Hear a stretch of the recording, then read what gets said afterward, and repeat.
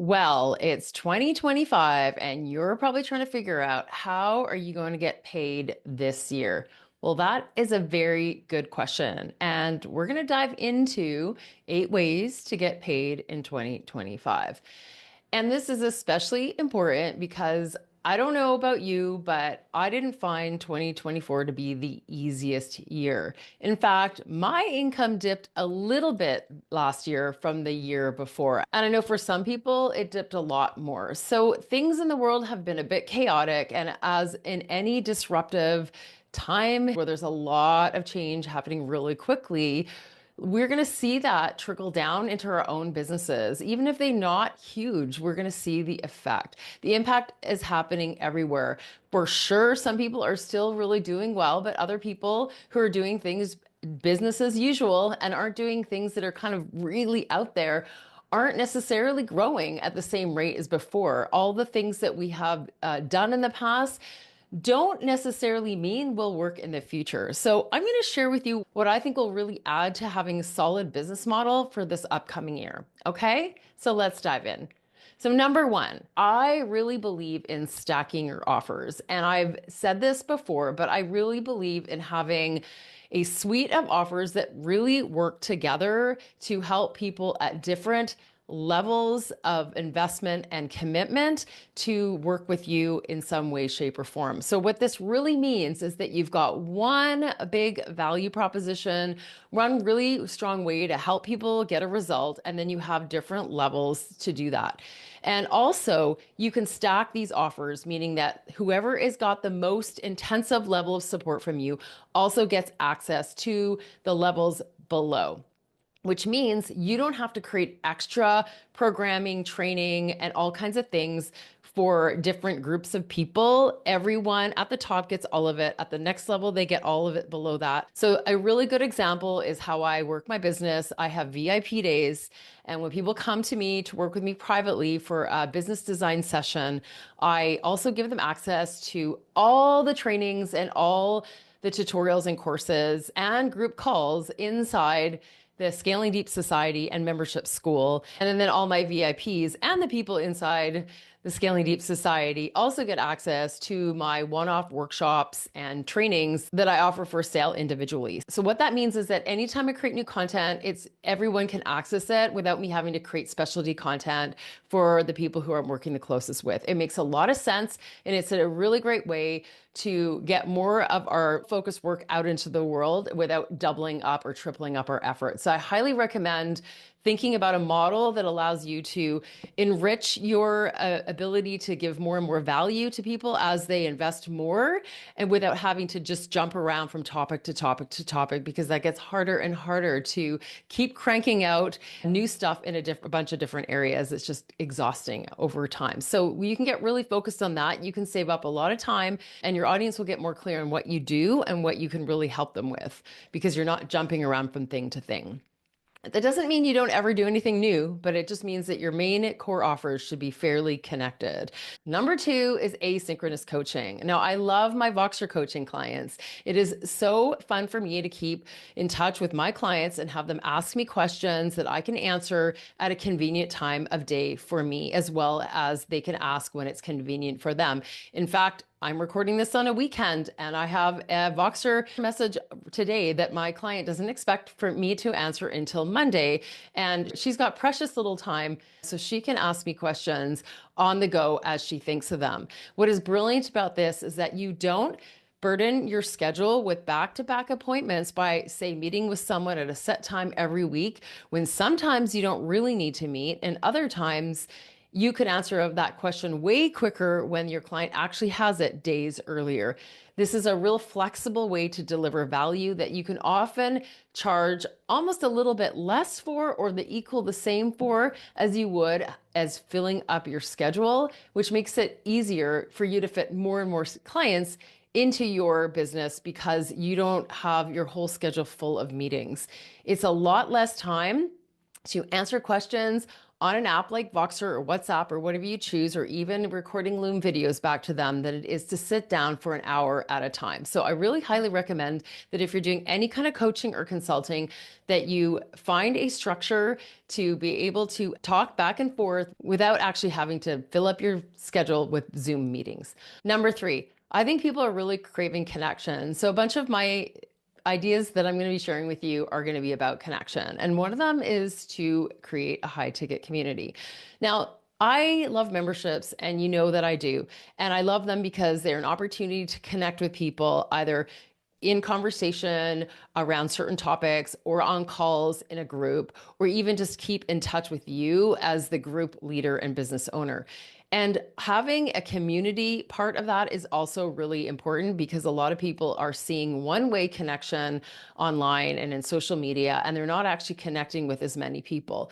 Having a high ticket community, such as a membership that's maybe over $100 a month or around $100, or even a mastermind style one where you might meet more often and have less people in it, but there's a chance to meet live, is going to bring a new element of business support that doesn't, again, require you filling your schedule with one-on-one clients as much as having a bunch of people meet together, and they'll benefit from connecting with other people as well as you. So I really do believe that higher ticket communities are not ever going away. They're super valuable. They provide connection that is really hard to find these days on like-minded topics. And if you can curate a group of people who all have something in common, you can keep that going for a very, very long time and also benefit from having that connection with them as well. And on that note, number four is live retreats, like in-person gatherings. I think are going to be something that are going to continue to grow, because a lot of people, again, are craving that connection time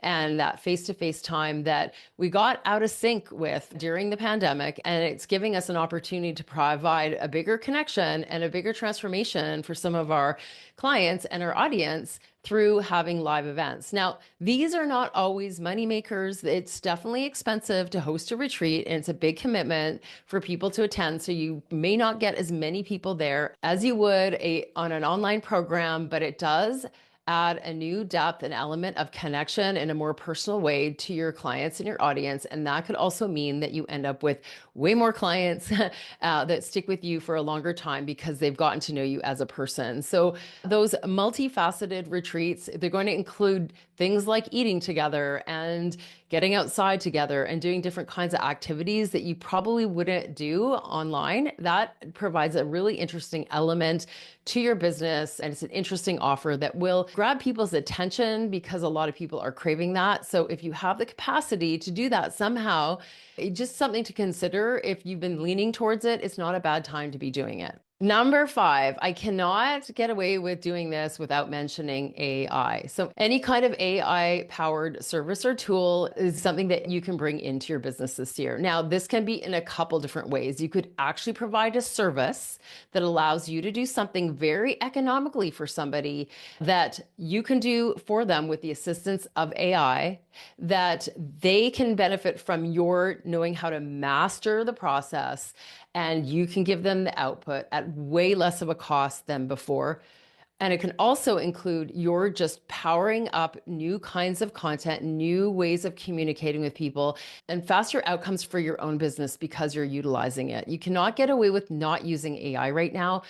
My new subscription, ADHD-ish, was largely fueled by ideas that I got from using AI to hash out my thoughts, to have conversations about content and direction. And it really helped to validate my thought process around it and my parameters around what it was going to be. It really sped up my time to market. It would have taken me months longer if I had to individually map out every single email, every single line, every single word on a page. I had a lot of help by it helping me brainstorm ways of communicating at a much faster speed. So two ways to use AI. You can offer a service that is powered by AI for you to cut down that efficiency, or you can crank out a lot more output using AI to facilitate your ideas, because that is what it's there for, is helping you crank out those ideas. Now, on that note, number six is super important, and it's directly being caused by AI's existence, is the chance for thought leadership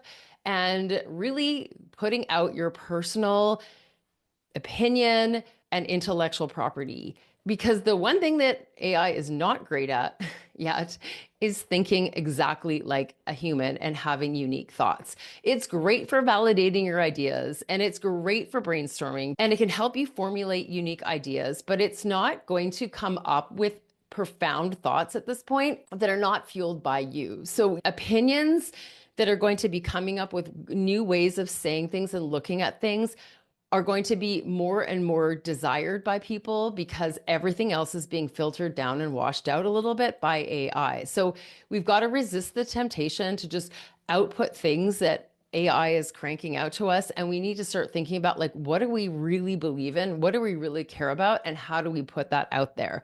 That's going to be so valuable going forward, especially as there's a lot of people coming out with really controversial stuff in the world, and we've got to start to stand up and state that we might not even agree with it. So I think it's really going to be a time to put out our personal thoughts on things, to come up with new ways of looking at information, new opinions on how things could be moving forward in your industry. It's a great time to do it because it's going to be harder and harder to cut through the noise, as it always is. Every year it gets more difficult. We're going to have to do that now more than ever, or we're just going to float into obscurity. With the rise of also content getting put out there, there's going to be more and more in our inbox and in our face. And the only way to not have people unsubscribe and ignore is for us to say something of meaning and of value. And that's one thing I really want to help my clients do this year, is help to come up with their meaningful ideas and say them in a way that gets heard. And on that note, number 7, personal connection and vulnerability. And that comes from also that values that I was talking about. It is really time to put our personality out there so people can distinguish between generic and somebody who is really talking about something they're passionate about. Passion becomes the utmost important. We have to have conviction and we have to have a real passion for what we're talking about, or else it's not going to come across as interesting. It's not going to be seen or heard or remembered, because memorability is really important. If somebody sees us once, we have to be able to make an impression or it goes nowhere. So making a personal connection with people comes up with just saying what you mean and meaning what you say. And that is going to be critical to making money in 2025.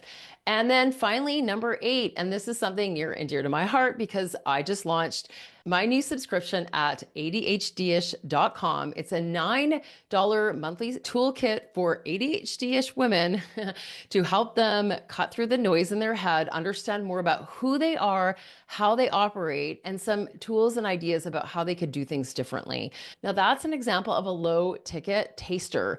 So whether or not you have a $9 offer or a $9 monthly subscription, it doesn't matter, but just something that gives people a taste of what you're all about in a way that costs a little bit. So there's some skin in the game and there's more likelihood that they will look at it and consume it, because we all know when we go out to the shops and buy something, we want to come home and unwrap it and at least look at what we bought. It's a little bit different than getting a free thing put on our doorstep, right? So having a low ticket taster of some kind, maybe it's a monthly subscription like I have, maybe it's something weekly, or maybe it's just a one-off, is going to be a great way for people to get to know you and pay attention to you a little bit more. So I highly recommend having that as a way to clear through the online clutter that's out there right now and actually get people to put up their hand and pay attention to what they've grabbed from you.